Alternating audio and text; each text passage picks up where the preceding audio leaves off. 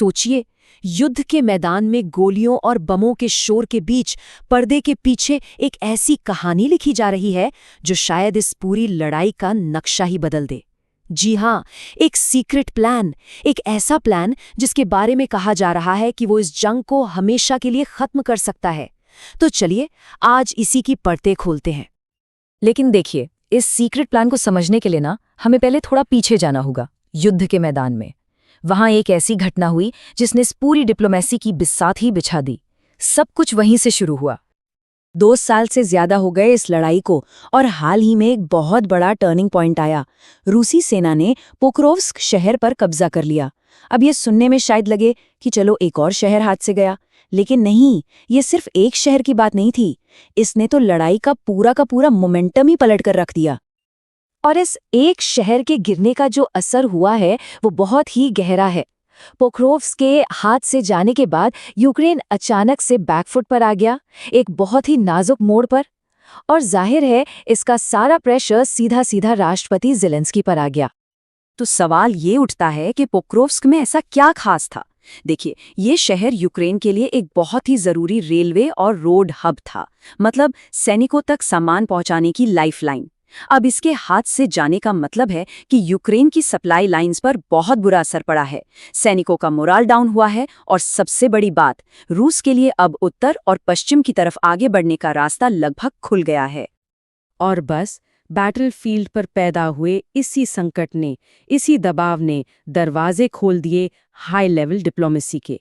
यहीं से एक गुप्त शांति समझौते की बातें फिजा में तैरने लगीं।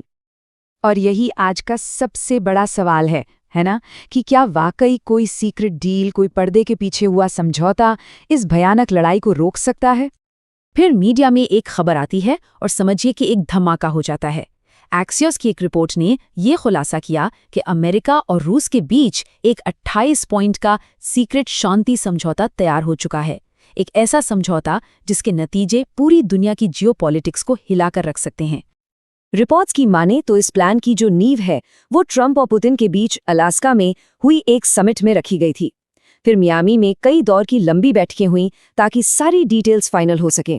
और फिर ये प्लान मीडिया में लीक हो गया।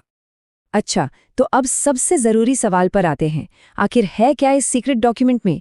इस 28 पॉइंट प्लान के अंदर है क्या? चलिए इसे समझते हैं। तो देखिए, इस पूरे प्लान को ना 4 बड़े हिस्सों या कह लीजिए कि 4 बकेट्स में बांटा गया है। पहला बकेट है यूक्रेन में शांति, मतलब तुरंत सीज़फायर होगा, कैदियों की अदला बदली होगी और जो सेना जहां है वहीं रुक जाएगी। दूसरा है सिक्योरिटी गारंटी। इसमें यूक्रेन को ये आश्वासन दिया गया है कि वो नेटो में शामिल नहीं होगा, हाँ, लेकिन ईयू में जा सकता है। तीसरा है यूरोप में सुरक्षा।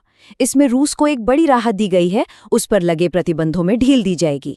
और चौथा बकेट है अमेरिका रूस के रिश्तों को सुधारना, जिसमें अमेरिका यूक्रेन के पुनर्निर्माण में भी मदद करेगा। अब अगर ये प्लान वाकई लागू होता है तो इसका असर सिर्फ कीव और मॉस्को तक सीमित नहीं रहेगा। इसकी गूंज पूरी दुनिया में सुनाई देगी। इसके बहुत बड़े नतीजे होंगे।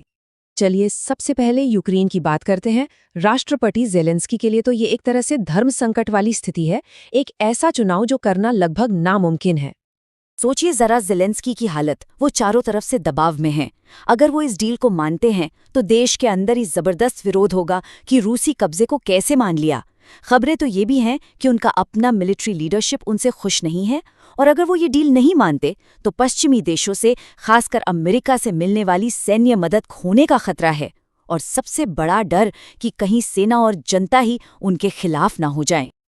ठीक है, अब यूक्रेन से निकलते हैं और चलते हैं यूरोप की तरफ। वहां भी इस प्लान को लेकर काफी बेचैनी है। रिपोर्ट्स तो यही बताती हैं। और यहाँ पर बात बहुत दिलचस्प हो जाती है। आप देखिए, इतने सालों से रूस का खतरा एक ऐसी चीज थी जिसने पूरी यूरोप को एक साथ बांध कर रखा हुआ था।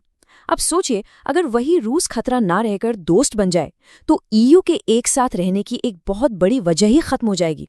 इससे क्या होगा, जो राइट विंग नेशनलिस्ट ताकतें हैं उन्हें हवा मिलेगी। और ये डर भी है कि कहीं ब्रेक्जिट की तरह दूसरे देश भी ईयू छोड़ने की बात न करने लगे, जैसे फ्रांस में फ्रेक्जिट की मांग उठ सकती है। अच्छा, यूरोप की चिंता तो समझ आती है, लेकिन एक और देश है जिसके लिए ये डील किसी बुरे सपने से कम नहीं है, और वो देश है चीन। अब सवाल है क्यों? तो इसके 3 बड़े कारण हैं। पहला, अगर यूक्रेन युद्ध खत्म हो गया तो अमेरिका अपना सारा ध्यान, सारी ताकत यूरोप से हटाकर सीधा चीन पर लगा देगा। दूसरा, रूस और चीन की जो ये नई नई गहरी दोस्ती है वो कमजोर पड़ जाएगी। क्यों? क्योंकि रूस की चीन पर निर्भरता कम हो जाएगी। और इसीलिए कई एक्सपर्ट्स का मानना है कि चीन दरअसल चाहता ही नहीं कि ये युद्ध कभी खत्म हो। बिल्कुल, ये पूरी सिचुएशन एक ग्लोबल चेस गेम की तरह है और ये 28 पॉइंट प्लान इस खेल की पहली चाल साबित हो सकता है जो पूरी बिसात को ही बदल कर रख देगा। तो इन सब बातों के बाद हम कहाँ आकर खड़े होते हैं? आगे क्या होगा? भविष्य कैसा दिख रहा है? देखिए, यूक्रेन का जो पब्लिक स्टांस है वो बिल्कुल क्लियर है। उनका साफ कहना है, हम अपनी संप्रभुता और जमीन को लेकर कोई समझौता नहीं करेंगे। मतलब अपनी 1 इंच जमीन भी नहीं छोड़ेंगे। बात खत्म। और यहीं पर आकर ये पूरा मामला एक बहुत बड़े सवाल पर टिक जाता है। क्या ये जो 28 पॉइंट का प्लान है, ये वाकई शांति का एक रास्ता है या फिर मजबूरी में किया गया एक समझौता, एक तरह का सरेंडर है? इसका जवाब शायद आने वाला वक्त ही देगा।